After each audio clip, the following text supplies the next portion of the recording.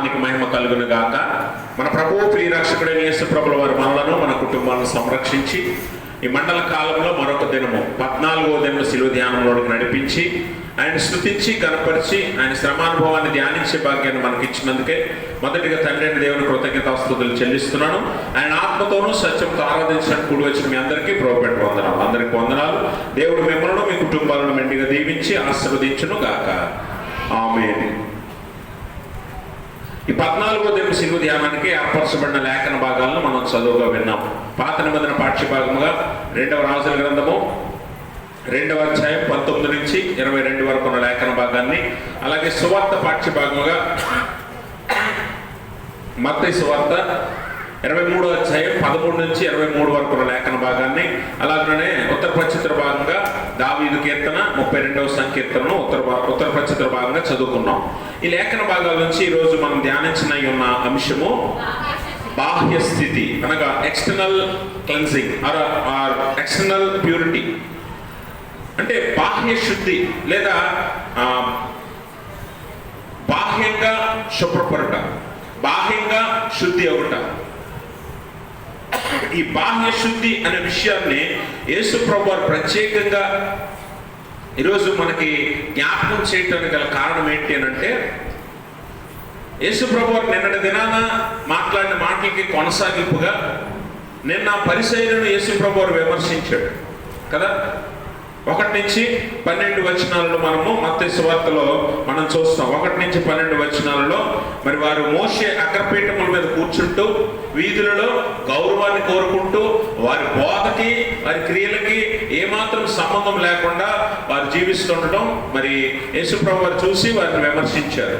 దానికి కొనసాగింపుగా పరిసయ్యులను శాస్త్రులను ఇంకా తీవ్రంగా ఈనాటి లేఖనంలో ఆయన విమర్శిస్తూ ఉన్నాడు. ఎందుకు పరిసయ్యులను ఉద్దేశించి ఇంత బలమైన విమర్శలు యేసు ప్రభువు వారు చేశారు అని అంటే, పరిసయ్యులు అనేటటువంటి వారు ఆనాటి యూదా జనాంగంలో చాలా ప్రాముఖ్యమైన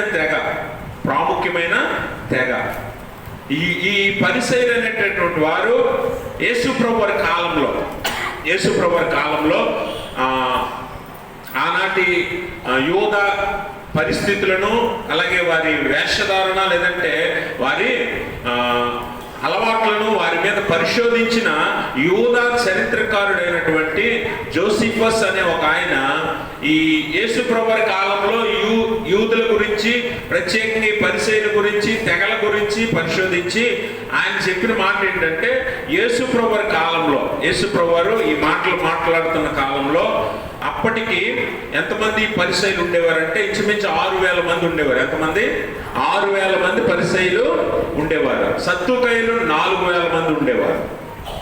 అయితే ప్రాముఖ్యంగా పరిసయ్యులనే ఈ లేఖనంలో ప్రత్యేకంగా యేసు ప్రభువు వారు విమర్శించడానికి గల కారణం ఏంటంటే, వీరు ధర్మశాస్త్రాన్ని బోధిస్తూ మోషే పీఠముల మీద కూర్చొని అనేక మంది ప్రజల జీవితాలను ప్రభావితం చేస్తూ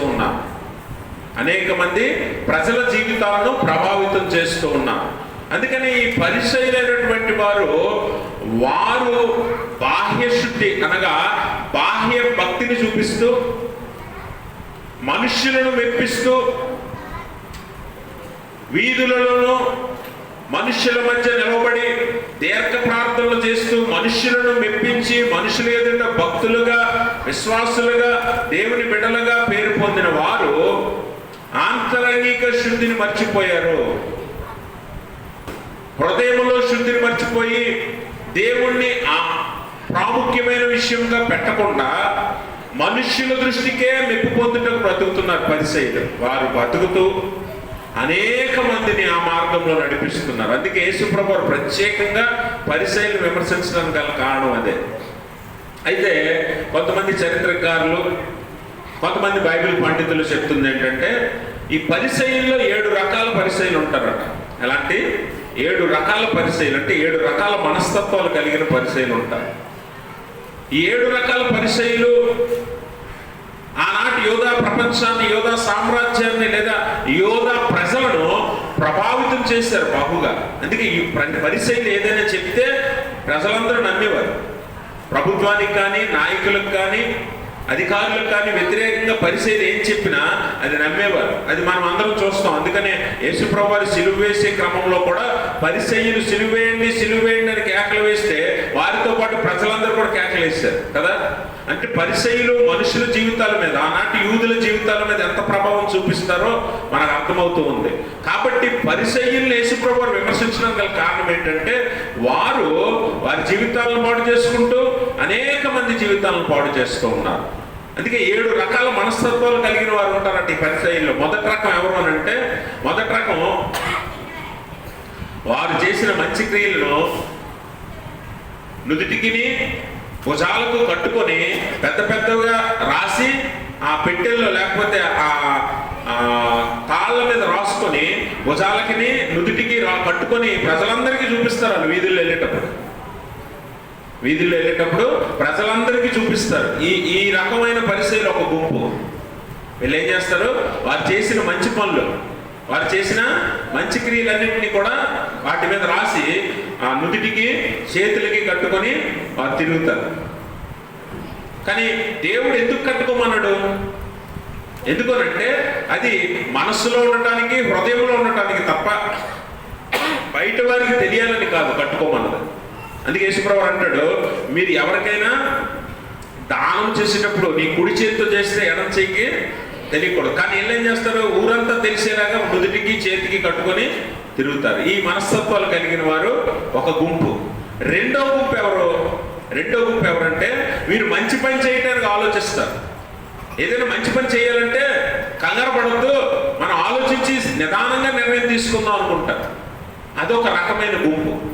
ఈ గుంపు ఒకసారి మనము మంచి సమరయుని ఉపమానంలో మనం చూస్తే, ఈ లేవీయుడు యాజకుడు కూడా ఏం చేస్తారు, ఒక గాయాలతో పడిపోయిన మనిషిని చూసి పక్కకు తప్పుకొని వెళ్ళిపోతారు. ఇప్పుడు దెబ్బలు తగిలిన మనిషికి అప్పుడే సహాయం అవసరమా, 2-3 రోజుల తర్వాత చేయొచ్చా? ఏమండి వింటున్నారా? మనసులు ఎక్కడో ఉన్నాయి, చర్చ అనకథలు కదా, షెడ్లో ఉన్నాయి మనసులో.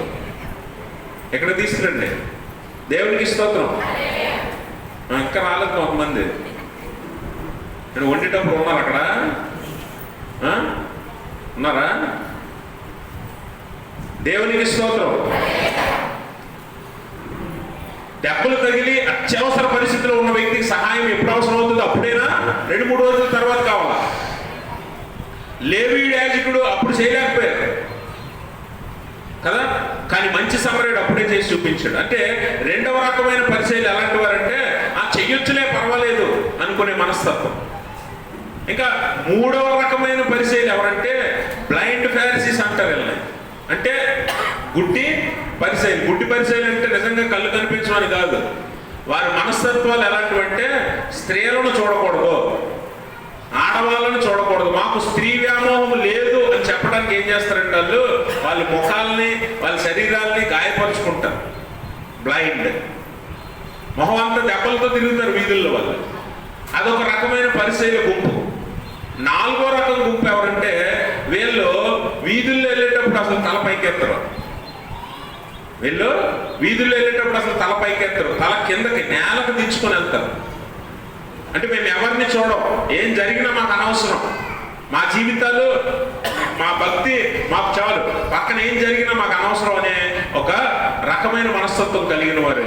అందుకే వీళ్ళు నెక్ డౌన్ అంటే మెడ కిందకి దించుకొని వెళ్తారు, తల కిందకు దించుకొని వెళ్తారు, నేలను చూసుకుంటూనే వెళ్ళిపోతారు.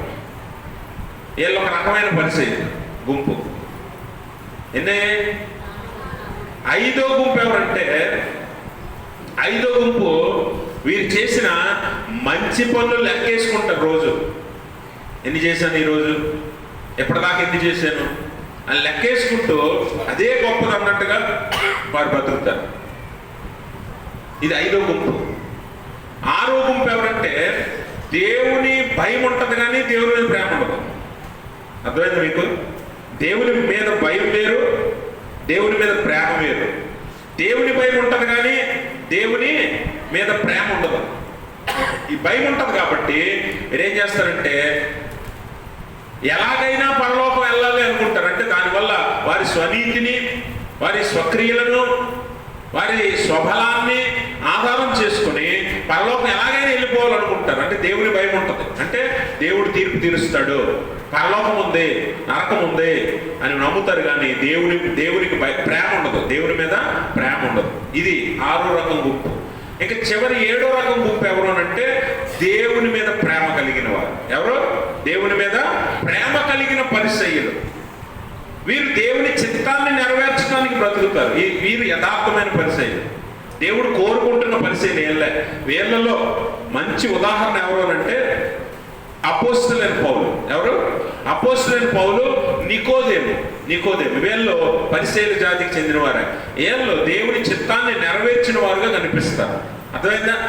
ఈ 7 రకాల గుంపుల్లో ఒక్కొక్కరు ఒక్కొక్క మనస్తత్వాలు, ఒక్కొక్కరు ఒక్కొక్క విషయాన్ని బలంగా నమ్మి వాటిని గుడ్డిగా ఆచరిస్తున్నారు. అంటే మీరు గమనించండి, ఈ పైన చెప్పిన 6 గుంపుల వారు కూడా బాహ్యంగా ప్రజలకు కనిపించాలని చేస్తున్నారు. ఒక్కటి కూడా దేవుని కొరకు చేసింది లేదు. అవునా? ఒక్కటి కూడా దేవుని కొరకు చేసింది లేదు. ఈ మనస్తత్వాలు కేవలం ఆనాటి పరిశీలికే కాదు, కానీ ఈనాటి సంఘంలో ఉన్న విశ్వాసులకు కూడా ఉంటుంది. అందుకని మనం కూడా ఏం చేస్తామంటే మన బాహ్య జీవితాన్ని 10 మందికి చూపిస్తూ ప్రజలందరూ మనల్ని భక్తులని, ప్రజలందరూ మనల్ని విశ్వాసులని, గొప్పవారిని పొగడాలని, నమ్మాలని, వారిని మెప్పించడానికి మన జీవితాన్ని అంతటిని మనము ఖర్చు చేస్తూ ఉంటాం. అందుకని పరిసయ్యుల్ని తీవ్రంగా యేసుప్రభువు ఖండించడానికి గల కారణం ఏంటంటే వారు అలా జీవిస్తూ పొరుగు వారిని, ఇతరులను కూడా అలాగే నమ్మిస్తారు. ఎందుకంటే వారు బోధించే స్థానంలో ఉన్నారు కాబట్టి వారు ఏం చేస్తారంటే ఇలాగే చెయ్యండి, ఇదే మంచిది, ఇదే నమ్మండి అని ప్రజలను కూడా మోసపరుస్తూ ఉన్నారు. అందుకనే మొట్టమొదట మనం గమనిస్తే ఇక్కడ 8 రకాలుగా యేసుప్రభువు వారు వారిని ద్వేషించాడు, విమర్శించాడు. వారిని గట్టిగా గద్దిస్తున్నాడు యేసుప్రభువు 8 రకాలుగా. అందులో మొట్టమొదటి విమర్శ అది. చదవండి 13వ వచనం. అయ్యో వేషధారులైన శాస్త్రులారా, పరిసయ్యులారా, మీరు మనుషుల ఎదుట పరలోక రాజ్యమును మూయుదురు, మీరు అందులో ప్రవేశింపరు, ప్రవేశించు వారిని ప్రవేశింపనివ్వరు. అందుకే మొట్టమొదటి విమర్శ ఏంటి తెలుసా? పరిసయ్యుల మీద యేసుప్రభువు చేసింది, మీ బ్రతుకును బట్టి మీరు పరలోకం వెళ్ళరు, మిమ్మల్ని వెంబడించే వారిని కూడా వెళ్ళనివ్వరు. అందుకే మీరు ఏం చేస్తున్నారట? మనుషులందరూ ఏదైతే పరలోక రాజ్య ద్వారాలను మీరు మూసివేస్తున్నారు. పరలోకానికి ప్రవేశం లేకుండా మీరు అనేక మందిని అడ్డుకుంటున్నారు. మీరు దేవుని దృష్టికి పాపులైనటువంటి వారుగా కనిపిస్తున్నారు. ఎందుకంటే మీ బ్రతుకులు పాడు చేసుకుంటూ అనేక మంది బ్రతుకులు మీరు పాడు చేస్తున్నారు. ఇలాంటి వారు మన జీవితాల్లో లేరా? ఏమండి? ఇలాంటి వారు మన జీవితాల్లో లేరా? మన సంఘాల్లో లేరా? ఈనాటి కాలంలో లేరా? అనేక మంది విశ్వాసులు ఉంటారు. ఇలాంటి వారు, ఈ మనస్తత్వాలు కలిగిన వారు ఏం చేస్తారంటే వారి భక్తే గొప్పదని, వారి బాహ్య భక్తిని చూపిస్తూ ప్రజలందరినీ మెప్పిస్తూ వారి భక్తులని, గొప్పవారని పేరు పొంది అనేక మందిని అదే మార్గంలో నడిపిస్తూ పరిసయ్యుల వలె అనేక మందిని పరలోకానికి వెళ్లకుండా నరకానికి తీసుకుని వెళ్తూ ఉన్నారు. అందుకని తీతు పత్రికలు అంటాడు, 1వ అధ్యాయం 10-11 వచనాల్లో స్పీడ్గా చదవాలి, మీరు టైం లేదు. విశేషముగా సున్నతి సంబంధులను, అవిధేయులను, వదరబోతులను, మోసపుచ్చువారై ఉన్నారు. వారి నోళ్లు మూయింపవలెను, అట్టి వారు ఉపదేశింపకూడని వాటిని దుర్లాభము కొరకు ఉపదేశించుచు కుటుంబములే పాడు చేస్తున్నారు. చాలా మంది ఈ మనస్తత్వాలు కలిగిన వారు మన సంఘాల్లో, మన మధ్య అనేక చోట్ల విశ్వాసులుగా పేరు పొంది సంఘాలను పాడు చేస్తూ ఉన్నారు. ఈరోజు కుటుంబాలను పాడు చేస్తున్నారు, కుటుంబాలను విడగొడుతూ ఉన్నారు. పరిసయ్యులు బోధ చేసే స్థానంలో ఉండి కూడా కుటుంబాలను పాడు చేస్తూ ఉన్నారు, చెడ్డ త్రోవలోనికి నడిపిస్తూ ఉన్నారు పరిసయ్యులు. గమనించండి, మన మధ్యలో కూడా అన్నదమ్ముల మధ్య పొలాలు పెట్టేవారు, అక్క చెల్లెల మధ్య గొడవలు పెట్టేవారు, కుటుంబాల మధ్య గొడవలు పెట్టేవారు. వీళ్ళందరూ ఎక్కడి నుంచే రారు, ఎక్కడి నుంచి? మన మధ్యలోనే ఉంటారు. కాబట్టి ఇలాంటి వారే ఈ పరిసయ్యులు, లేదా పరిసయ్యుల వంటి వారే వీరు కూడా అని దేవుడి ఈరోజు లేఖనం ద్వారా మనందరినీ హెచ్చరిస్తున్నాడు. కాబట్టి గమనించండి, మనము మన ఆత్మీయ జీవితాన్ని చాలా జాగ్రత్తగా పరీక్ష చేసుకోవాలి. మన పరిస్థితి, మన ఆత్మీయ స్థితి బాగోకపోతే మనం పాడవటమే కాదు, కానీ మన తోటి వారిని కూడా పాడు చేసిన పాపం మన మీద పడుతుంది. మనం ఎలా మన భక్తిని మనము కేవలం మన భక్తిని మన దగ్గర ఉంచుకోం, కానీ 10 మందికి అదే చెప్తాం, ఇలా చేయి బాగుంటుంది, అలా చేయి బాగుంటుంది, ఇలా చేస్తే దేవుడు ఇష్టపడతాడు, ఇలా చేస్తే దేవుడు ఇష్టపడతాడని మన భక్తిని వాళ్ళ మీద రుద్దుతాం. అందుకని మన వల్ల వారు కూడా నరకానికి పాత్రలు అవుతారు, వారు కూడా నరకానికి పాత్రలు అవుతారు. అందుకనే మనం గమనించాలి, యేసు ప్రభువు మొట్టమొదటి విమర్శ అది, నీ బతుకు సరి చేసుకో, లేదంటే నీ బతుకు బాగాలేదు, నీ బతుకు వల్ల నువ్వు ఇంకొకరిని కూడా పాడు చేస్తున్నావు, ఇంకొకరిని కూడా పాడు చేస్తున్నావు. అందుకే తర్వాత అంటాడు, మీరు ఒకరిని మతంలో చేర్చుకోవడానికి, అయ్యో వేషధారులైన శాస్త్రులారా, పరిసయ్యులారా, ఒకరిని మీ మతంలో కలుపుకున్నట్టు మీరు సముద్రమును భూమిని చుట్టువచ్చెదరు. అతను కలిసినప్పుడు అతను మీకంటే రెండంతల నరకపాత్రునిగా అవతల వాడిని మీరు చేస్తారు. ఎందుకు చేస్తారు? ఈ పరిసయ్యులు ఏం చేస్తారు? బాహ్య భక్తితో, ఆచార వ్యవహారాలతో ఒకరిని ఆకర్షించి వాడిని మతంలో కలుపుకుంటారు. వాడిని దేవుని యొక్కకు తీసుకొస్తున్నామని మభ్యపెట్టి మతంలో కలుపుకొని వారి ఆచారాల సాంప్రదాయాలను, బాహ్య భక్తిని వాడికి కూడా నేర్పిస్తారు. వాడేమవుతాడు? వీడికంటే రెండింతల నరకపాత్రుడు అవుతాడు, వీడికంటే రెండింతల నరకపాత్రుడు అవుతాడు. అందుకని గమనించండి, నీ భక్తి జాగ్రత్తగా ఉందో లేదా వాక్యం అనే అర్థంలో నువ్వు పరీక్ష చేసుకుని అనేక మందికి నువ్వు మాదిరికరంగా ఉండాలి తప్ప, నువ్వు బాహ్య భక్తిని ఎంచుకొని మనుషులు మెప్పు కోరుకొని అందరి కోసం బయట భక్తునిగా, విశ్వాసిగా పేరు పొంది ఆ భక్తిని ఇంకొకటికి నేర్పితే నువ్వు నరకానికి పోతూ ఇంకొకటి రెండింతల నరకపాత్రుని చేస్తావు. అది నీ కొడుకు అవ్వచ్చు, నీ కూతురు అవ్వచ్చు, నీ పిల్లలు అవ్వచ్చు, నీ భార్య భర్తలు అవ్వచ్చు, ఎవరైనా సరే. కాబట్టి గమనించండి, మన భక్తిని జాగ్రత్తగా, అందుకని దేవుడు ఏమంటాడంటే, బాహ్య శుద్ధి అనేది అవసరం కాదు, బాహ్య శుద్ధి భక్తి కాదు, బాహ్య భక్తి ఆమోదయోగ్యం కాదు. ఆ బాహ్య శుద్ధితో పాటు ఆంతరంగిక శుద్ధి కావాలి, ఆంతరంగిక శుద్ధి కావాలి. అందుకే మనము ఇంకొకరిని నరకానికి పాత్రులుగా చేసేవారుగా ఉన్నామని మనము చాలా జాగ్రత్తగా మన భక్తిని సరి చేసుకోవాలి. కాబట్టి గమనించండి, మత్తయి సువార్త 7వ అధ్యాయము 15వ వచనం అబద్ధ ప్రవక్తల గురించి యేసు ప్రభువు అంటాడు, నీకు అబద్ధ ప్రవక్తల గురించి జాగ్రత్త పడండి, వారు గొర్రె చర్మము వేసుకొని మీ యొద్దకు వత్తురు, కానీ లోపల వారు క్రూరమైన తోడేళ్ళు. లోపల ఎలా ఉంటారంటే క్రూరమైన మనస్తత్వాలు కలిగిన వారు ఉంటారు. వారు ఏంటంటే బయటికి చక్కగా గొర్రెల వల్లే కనిపిస్తారు. గొర్రెల మంద ఉందనుకోండి, ఆ మందలో గొర్రెలా కలవాలంటే తోడేలు ఏం చేయాలంట? గొర్రె చర్మమే కప్పుకోవాలి. అంటే గొర్రెలు ఏంటి? సాధు జంతువులు, అవునా?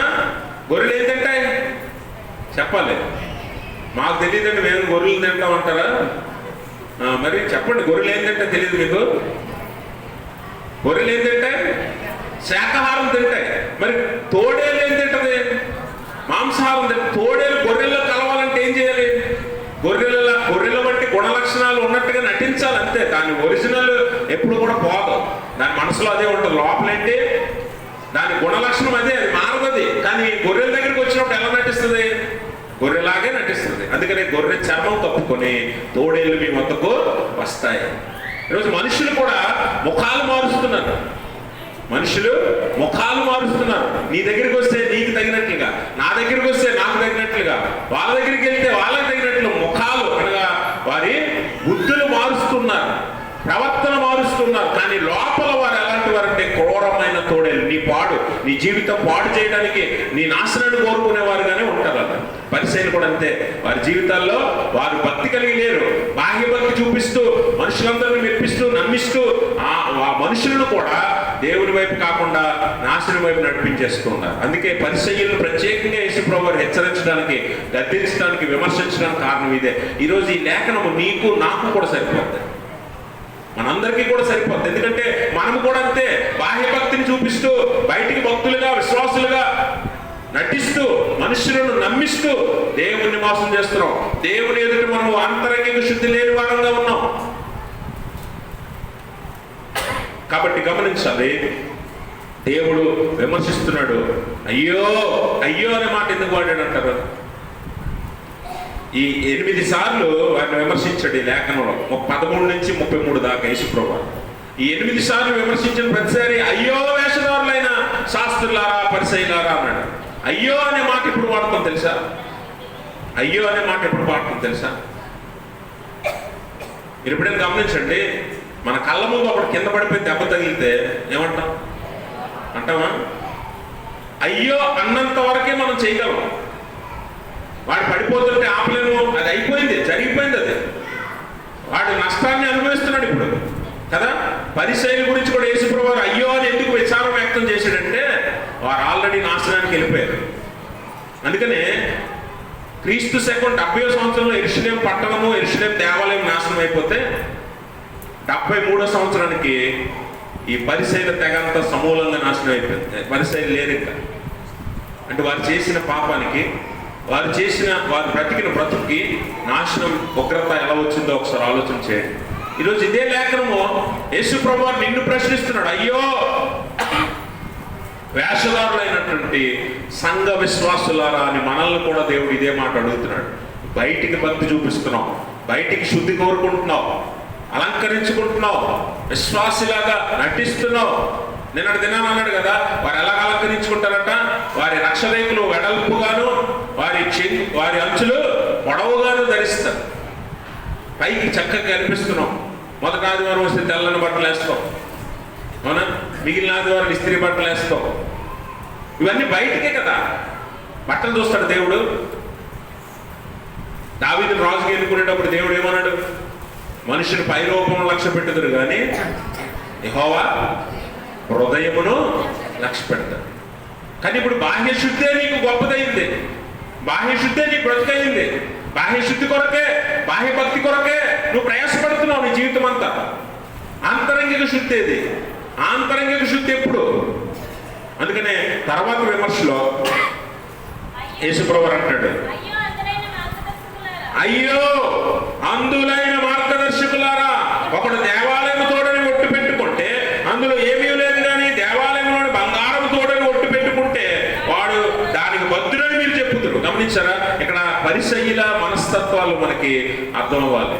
ఒట్టు గురించి మాట్లాడుతున్నాడు. ఒట్టు గురించి పరిసయ్యులను దేవుడు విమర్శిస్తూ ఉన్నాడు. ఏమనంటే గమనించండి ప్రభునందు ప్రియమైన స్నేహితులారా, ఇక్కడ ప్రజలు ఎవరైనా వచ్చి దేవాలయం తోడని ఒట్టు పెడితే అక్కడ ఏమీ సమస్య లేదు. కానీ ఒకడొచ్చి దేవాలయంలోని బంగారం మీద ఒట్టు పెడితే అది సమస్య పరిసయ్యులకి. ఒకడొచ్చి బలిపీఠం మీద ఒట్టు పెడితే అది సమస్య కాదు. కానీ ఒకడొచ్చి బలిపీఠం మీద ఉన్న అర్పణ మీద ఒట్టు పెడితే అది సమస్య అంట. అంటే మీరు గమనించాలి, వారి మనస్తత్వాలు, వారి ఆలోచన, వారి బుద్ధి, వారి దృష్టి దేని మీద ఉన్నాయట? ఆలయం మీద కాదు, కానీ ఆలయంలో ఉన్న బంగారం మీద. బలిపీఠం మీద కాదు, కానీ బలిపీఠం మీద ఉన్న అర్పణం మీద వారి దృష్టి ఉంది. అంటే బాహ్య సంబంధమైన విషయాల మీద వారు దృష్టి పెట్టారు. ఆలయం మీద గొప్పదా, లేకపోతే లోపలున్న బంగారం గొప్పదా? అర్పణము గొప్పదా, బలిపీఠము గొప్పదా?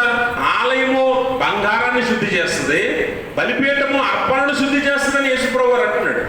కాబట్టి ఏది గొప్పది? కాబట్టి నువ్వు ఆలయం మీద ఒట్టు పెడితే ఆలయం మీద పెట్టినట్టు కాదు, ఆలయంలో నివసించు దేవుడి మీద ఒట్టు పెట్టినట్టు. అందుకని యేసుప్రభువు వారు అంటాడు, మీరు ఒట్టు పెట్టుకోకూడదు. మీరు మీ మాట ఎలా ఉండాలంటే అవునంటే అవునని, కాదంటే కాదన్నట్టు ఉండాలి. యాకోబు భక్తుడు కూడా 5వ అధ్యాయం 12వ వచనం అంటాడు, మీరు ఆకాశం తోడని కానీ భూమి తోడని కానీ మరి దేని తోడని కానీ మీరు ఒట్టు పెట్టుకోవద్దు. మీరు నరకానికి పాత్రలు కాకుండానట్లు మీ మాట అవునంటే అవును, కాదంటే కాదన్నట్టు ఉండాలి తప్ప మీరు ఒట్లు పెట్టి లేకపోతే దేవుడి మీద తోడని మీరు మాట్లాడకూడదు అంటాడు. వీళ్ళు ఏం చేస్తున్నారు? ఆలయం మీద ఒట్టు పెడితే తప్పు లేదు, కానీ బంగారం మీద ఒట్టు పెడితే తప్పట. బలిపీఠం మీద ఒట్టు పెడితే తప్పు లేదు, కానీ బలిపీఠం మీద ఉన్న అర్పణం మీద ఒట్టు పెడితే తప్పట.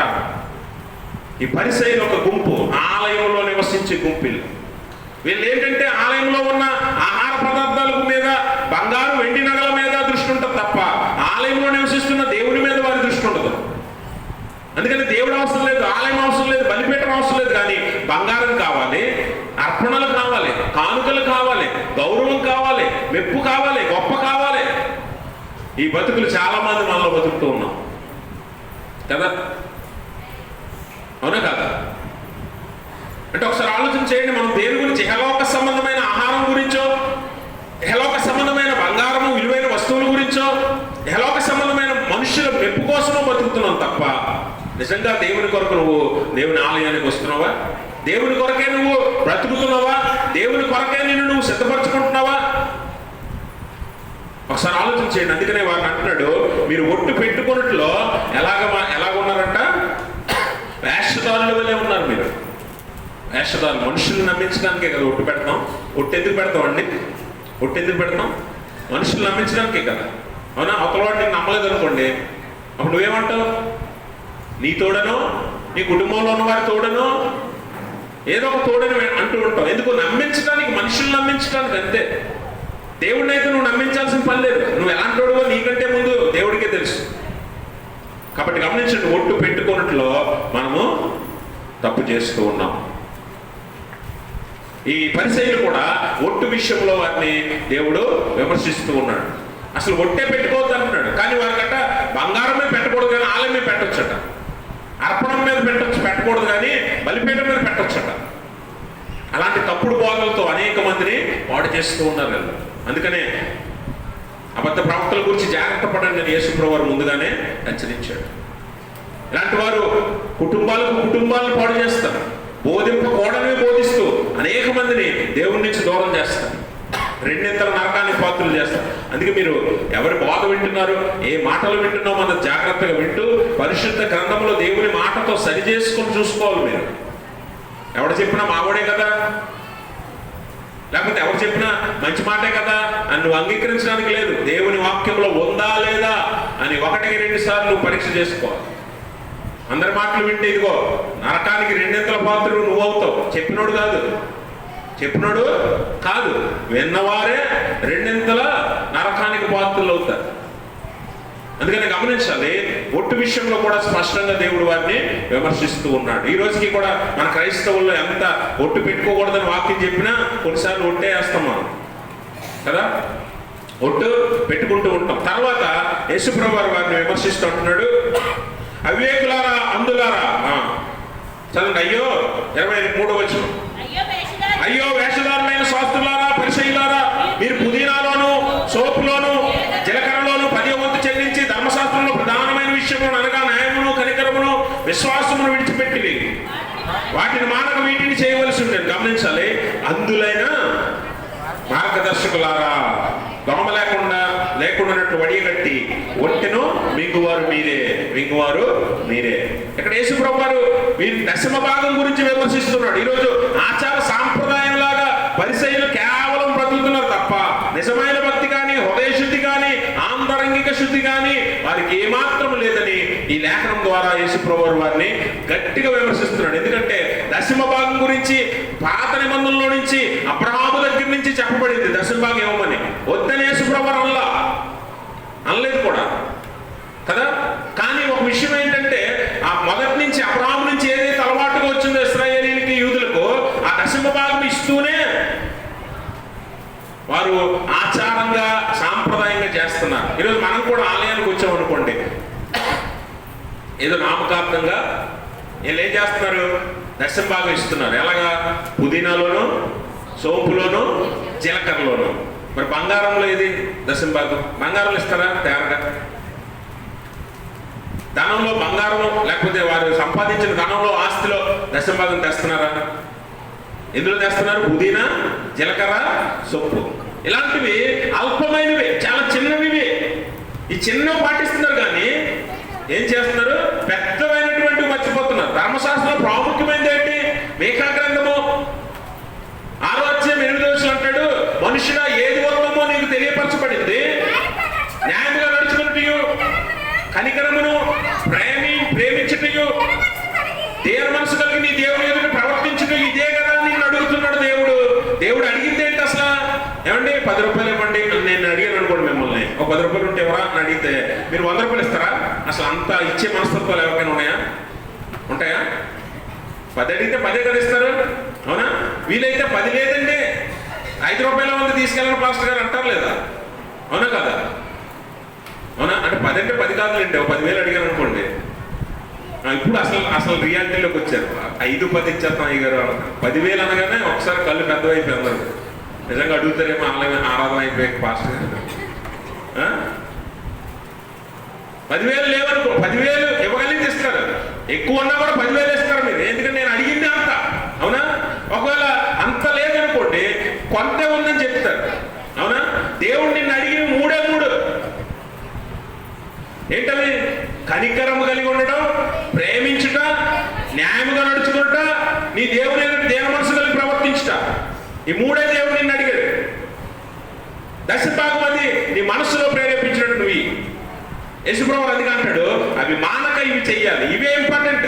ఏవి? న్యాయంగా నడుచుకుంటా, ప్రేమించుట, అలాగనే కనికరమ కలిగి ఉండుట, అలాగనే దేవుని ఎదుట దేన మనసు కలిగి ఆయన మీద ఆధారపడి ఉంటా, అంటే విశ్వాసం.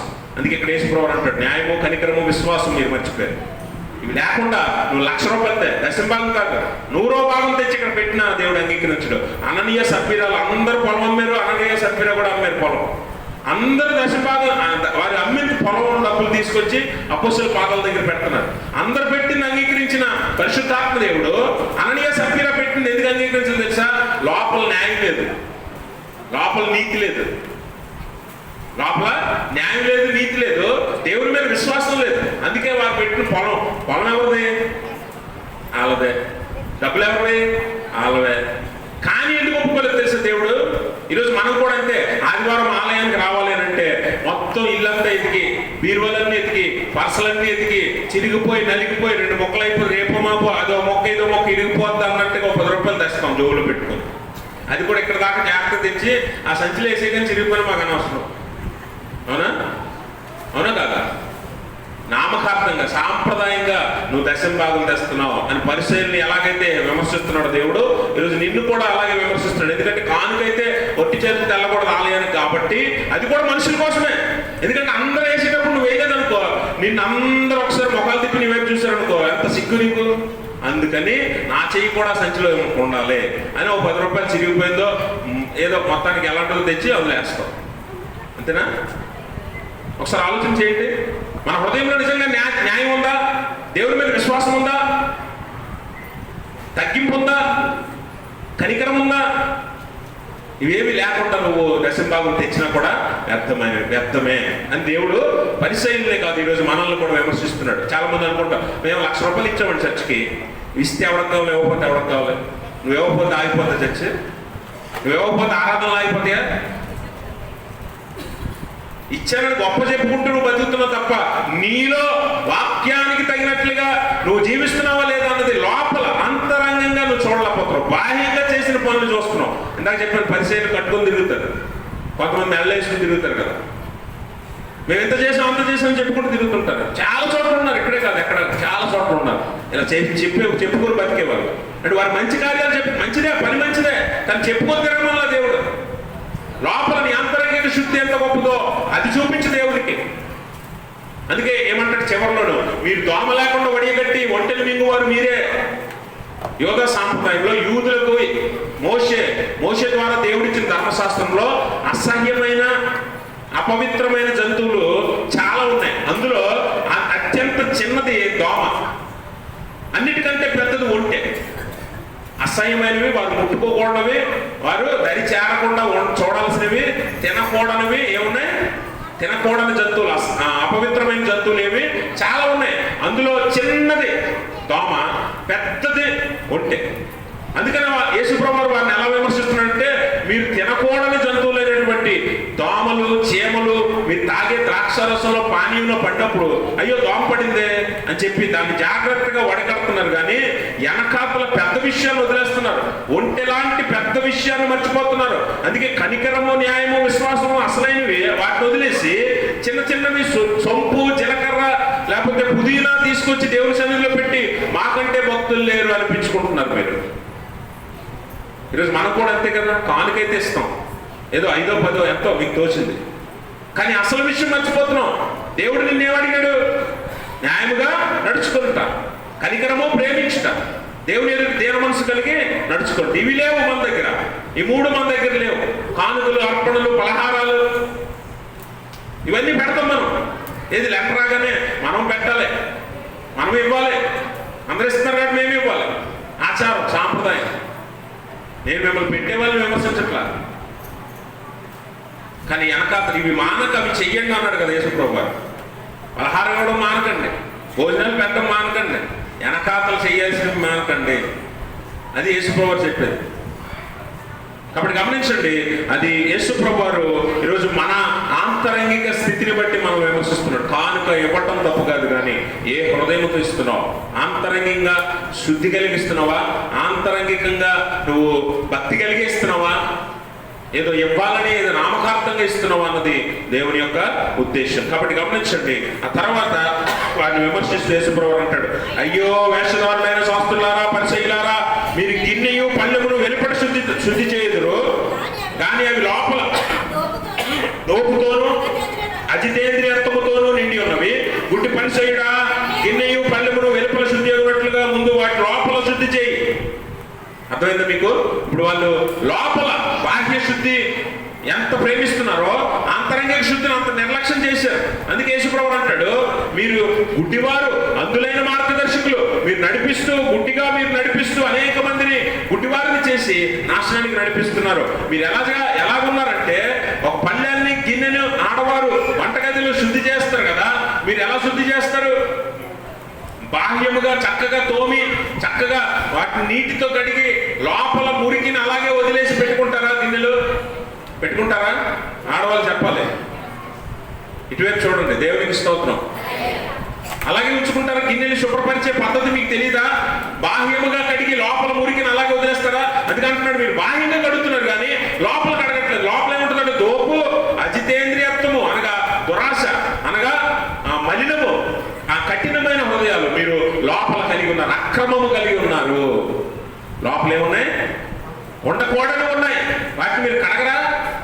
ఏమండి, నువ్వు ఎంత పెద్ద భోజనమైనా పెట్టు, ఎంత విలువైన భోజనమైనా, రుచికరమైన భోజనమైనా పెట్టు, లోపల కడగని పళ్ళెం తీసుకొచ్చి పెడితే ఎవరైనా తింటాడా? ఎవరైనా తింటారా? అందుకనే ఆ యేసుప్రభువు అంటున్నాడు, మీరు లోపల కడగడం మర్చిపోతున్నారు. బాహ్య శుద్ధి కాదు, ఆంతరంగిక శుద్ధి కావాలి. అంతరంగంగా మనం శుద్ధిపరచబడితే బయట ఆటోమేటిక్గా శుద్ధిపడుతుంది. బయట ఆటోమేటిక్గా శుద్ధిపడుతుంది. ఎందుకంటే లోపల కడిగినోడు బయట కడగకుండా ఉంటాడా? బయట కడగకుండా ఉంటాడా? అందుకని కింద కూడా యేసుప్రభువు అంటాడు, అయ్యో వేషధారులైన శాస్త్రులారా, పరిసయ్యులారా, మీరు సున్నము కొట్టిన సమాధులను పోలి ఉన్నారు. అవి వెలుపల శృంగారముగా అగుపడును కానీ లోపల చచ్చిన వారి ఎముకలతోనూ సమస్త కల్మషముతోనూ నిండి ఉన్నవి. అలాగే మీరు వెలుపట మనుష్యులకు నీతిమంతులుగా కనబడుచున్నారు కానీ లోపల వేషధారులతోనూ అక్రమంతోనూ నిండి ఉన్నారు.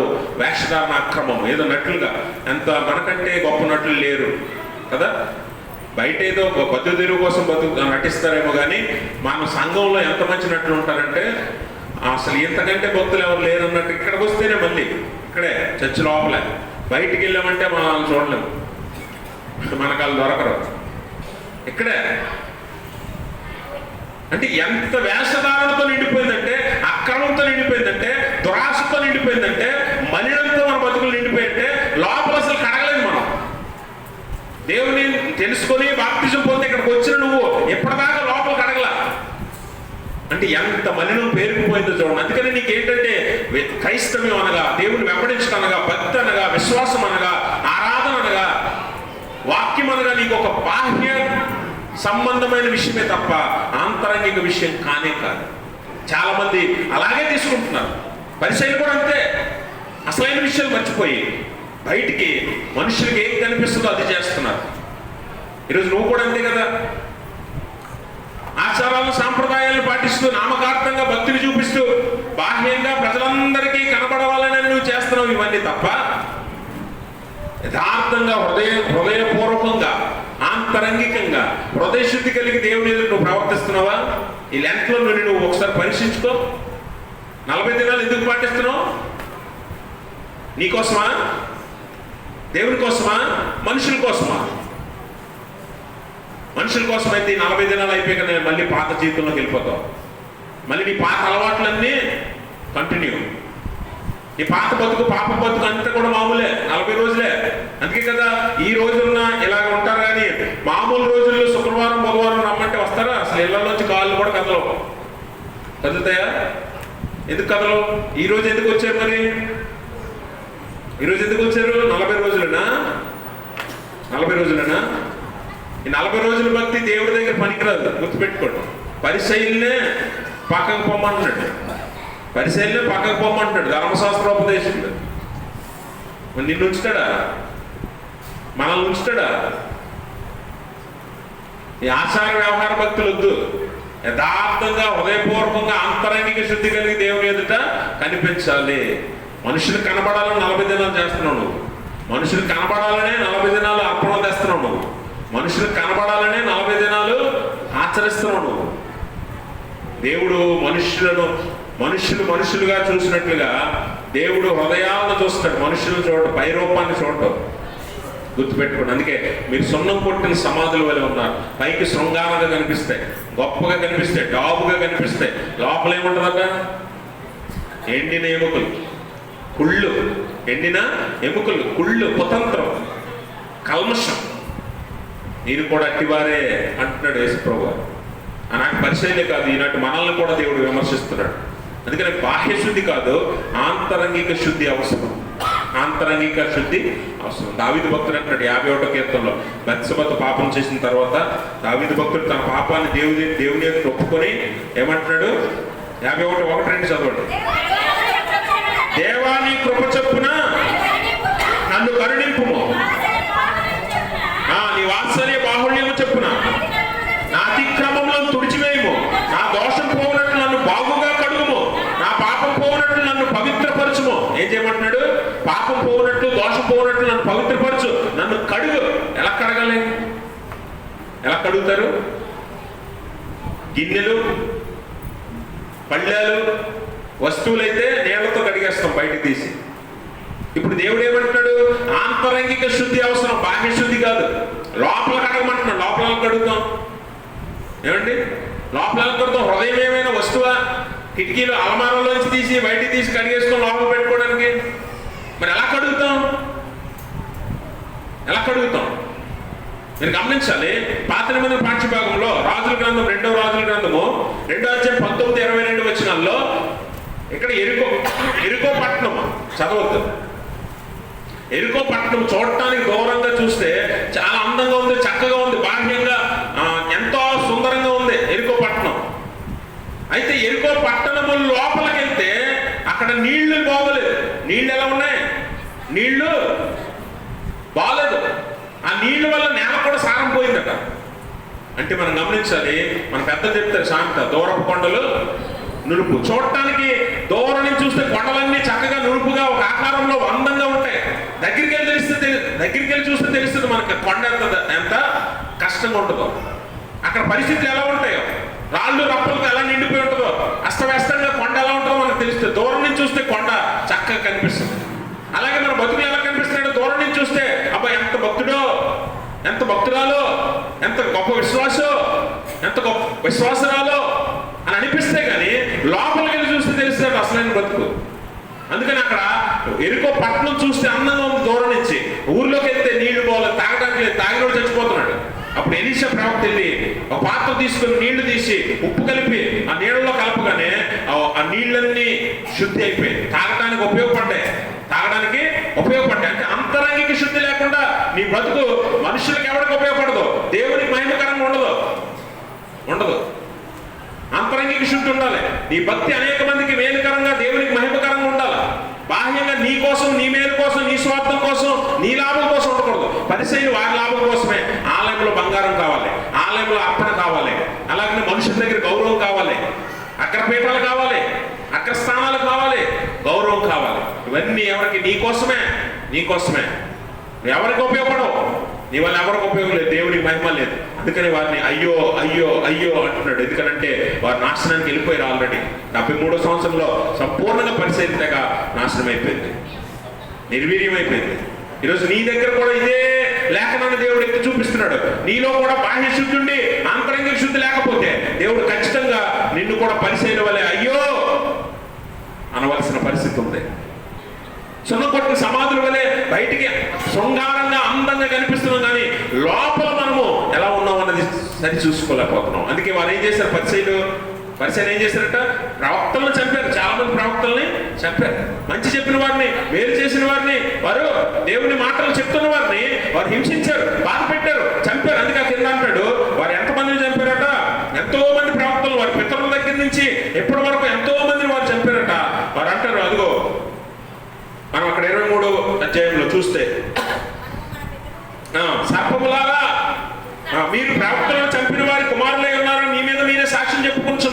మీరును మీ పితరుల పరిమాణము పూర్తి చేయండి. సర్పములారా, సర్ప సంతానమా, నరశిక్షకు మీరు ఎలా తప్పించుకుందరు?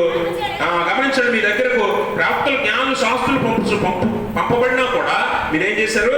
మీరు వాటిని కొందరిని కొట్టి చంపి సిలువ వేశారు. ఎంతవరకట? హేబేలు దగ్గర నుంచి బలిపీఠమునకు ఆలయమునకు మధ్య చంపబడిన బర్కియ కుమారుడు జకర్యా వరకు మీరు నీతిమంతుల రక్తాన్ని కళ్ళు చూశారు. నీతిమంతుల రక్తాన్ని కళ్ళు చూశారు. దాని తర్వాత యేసు ప్రభు వారి రక్తాన్ని కూడా వారే కళ్ళు చూశారు. అందుకని అక్కడ వరకు హేబేలు దగ్గర నుంచి యేసు ప్రభు వారి దాకా ఎప్పటి వరకు నీతిమంతుల రక్తం అంతా కూడా మీ మీదకి వస్తుంది. ఆ పాపం మీ మీద ఉంటుంది. ఈరోజు నీ దేవుని వాక్యం చెప్పి నిన్ను సరైన మార్గంలో పెట్టాలనుకుంటున్న వారిని కూడా నువ్వేం చేస్తున్నావు? తృణీకరిస్తున్నావు, గద్దిస్తున్నావు, లేకపోతే హింసిస్తున్నావు. అలాంటి స్థితిలో, అలాంటి భయంకరమైన పాపంలో మీరున్నారు పరిసయ్యులారా. ఈరోజు సంఘం కూడా అనేక రకాలుగా అలాగే ఉంది. అనేక మనస్తత్వాలు, పరిసయ్యుల వల్ల అలాంటి మనస్తత్వాలు కలిగి ఎంతో మంది బాహ్య భక్తిని చూపిస్తూ మేమే గొప్పవాళ్ళం, మేమే భక్తి పనులు అనిపించుకొని ఈ లోకంలో బ్రతకడానికి సిద్ధంగా ఉన్నారు. కానీ ఆంతరంగిక శుద్ధి మర్చిపోయారు. అసలైన విషయం మర్చిపోయారు. కాబట్టి గమనించండి, బాహ్య శుద్ధి, ఆంతరంగిక శుద్ధి. బాహ్య శుద్ధి అవసరం లేదని దేవుడు చెప్పట్లా. బాహ్య శుద్ధి అవసరమే, కానీ బాహ్య శుద్ధి సరిపోదు. దానికి తోడు ఆంతరంగిక శుద్ధి కూడా ఉండాలి. అందుకనే యాకోబు భక్తుడు అంటాడు, 4వ అధ్యాయము 8వ వచనం అంటాడు, విమనస్కులారా మీ హృదయాలను కడుక్కోండి. హృదయం ఎలా కడుక్కుంటాం? గిన్నెలని, పాత్రలను అయితే చక్కగా నీళ్ళేసి కడుగుతున్నాం. మరి హృదయాన్ని ఎలా కడుగుతుంట? జీవజలమైన వాక్యము చేత నీ హృదయాన్ని కడుక్కో. ఈ వాక్యం విన్నప్పుడు హృదయంలోకి వెళ్తే ఆ హృదయంలో ఆ వాక్యము నిలవబడి ఆ వాక్యం ఫలిస్తుందంటే నువ్వు కడగబడుతున్నావు. ఫలించడం అంటే ఏంటి? ఆ వాక్యం చెప్పినట్లుగా నెరవేర్చడం అనగా నీతిగా, న్యాయముగా, యథార్థముగా, దేన మనసు కలిగి, కనికరము కలిగి నువ్వు బ్రతకడం నేర్చుకుంటే ఆ వాక్యం నీలో ఫలిస్తుంటది. దానివల్ల నీ హృదయం శుద్ధి అవుతుంది. అలా కాకుండా వాక్యం విని వదిలేస్తే పరిసయ్యుల వల్ల నువ్వు కూడా అంతే. నువ్వేమి పరిసయ్యులకి ఏమాత్రం తీసుకో. అర్థమైందా? అందుకనే హృదయ శుద్ధి అవసరం. ఇర్మీయా గ్రంథము 4వ అధ్యాయము 14వ వచనం ఒకసారి చదువుదాం.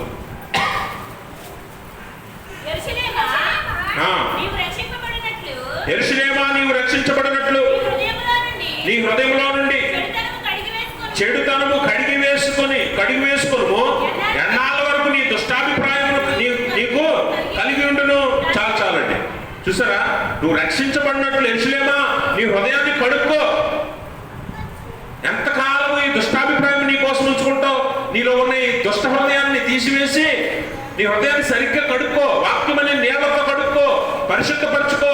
యేసుప్రభు వారిని దేవుణ్ణి అడుగుతాడు కదా దావీదు భక్తుడు, దేవా నా పాపములు పోవునట్లు నన్ను కడుగుము, నా దోషములు పోవునట్లు నన్ను కడుగుము, హిస్సోపుతో కడుగుము, హిమము కంటే తెల్లగా వచ్చినట్టు కడుగుము అంటాడు కదా.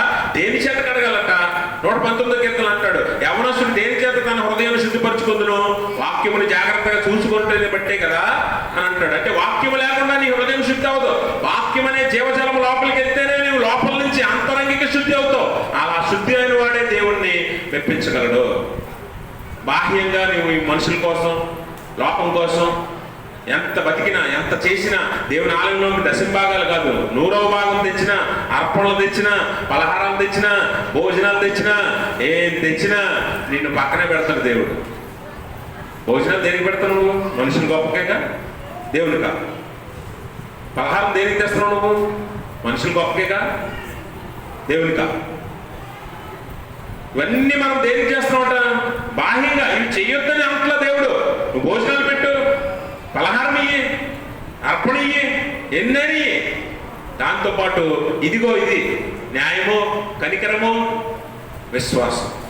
ఇవి లేకపోతే నువ్వు రోజు భోజనాలు పెట్టినా, రోజు పలహారం తెచ్చినా ఎవడో పనికిరాదు. దేవుడు అసలు అంగీకరించడు. అది అసలు విషయం. అసలైన మర్చిపోతున్నారు. దోమను వడిగట్టి ఒంటెను మింగుతున్నారు. అందుకని దేవుడు అంటున్నాడు, నీ ఆత్మీయ జీవితాన్ని ఒకసారి పరిశీలన చేసుకో. బాహ్యంగా శుద్ధి ఉందా? ఉంది. ఆంతరంగిక ఉందా? లేదు. అదే ఇప్పుడు నీకు కావాల్సింది. ఇస్కరియోతు యోధ యేసుప్రభువుతో తిరిగాడు, యేసుప్రభువుతో తిన్నాడు, యేసుప్రభువుతో పరిచర్యలో పాల్పంపులు పొందాడు, యేసుప్రభువుకి సహకరించాడు కూడా కొన్ని విషయాల్లో. అన్నీ చేసి హృదయ శుద్ధి లేదు. లోపల ఏముంది? కల్మషం, స్వార్థం. అలాగే యేసుప్రభు వారు ఎలాగ ఉపయోగపడతాడనే స్వార్థం ఉంది, దురాశ ఉంది లోపల. అందుకే కదా యేసుప్రభు నమ్ముకున్నాడు, జీవితాన్ని పాడు చేసుకున్నాడు. లోపల శుద్ధి లేదు ఇస్కరియోతు యోధాకి. బయటికి చక్కగా ఉన్నాడు, 12 మంది శిష్యుల్లో ఒకడు, అపోస్తులుడు. అంత గొప్ప ఆధిక్యత ఎవడిస్తాడు అసలు? ఎవడిస్తాడు? అపోస్తులుడు పేరుకి, కానీ లోపల బాగలేదు, అందుకని పాడైపోయాడు. ఈరోజు మన జీవితాల్లో కూడా అంతే. బయటికి మాకు చక్కగా పరిచయం చేస్తున్నాం, సహకరిస్తున్నాం, అర్పణలు ఇస్తున్నాం, కానుకలు ఇస్తున్నాం, ఆలయానికి వస్తున్నాం, ఆరాధన చేస్తున్నాం, కానీ లోపల బాగోకపోతే ఇస్కరియోతు యోధ పరిసయ్యుడు ఏమైపోయారో ఒకసారి జ్ఞాపకం చేసుకో. అలాంటి స్థితి నీకు రాకూడదంటే ముందు నువ్వు ఆంతరంగికంగా నీ హృదయాన్ని కడుక్కో, శుద్ధి చేసుకో. అప్పుడు దేవుని యొద్దకు వచ్చి బాహ్యపరమైన పరిచయం చేయి, అది నీకు ఆశీర్వాదం దేవుని. అట్టి స్థితి దేవుడు తన పరిశుద్ధ ఆత్మ ద్వారా మనందరికీ దయచేయను గాక. ఆమేన్. సమస్త జ్ఞానం మించిన దేవుని సమాధానం యేసుక్రీస్తు వల్ల మీ హృదయంలో మీ తలపులో కావలియుడును గాక. ఆమేన్. దయచేసి అందరూ కూర్చోరు మనవి.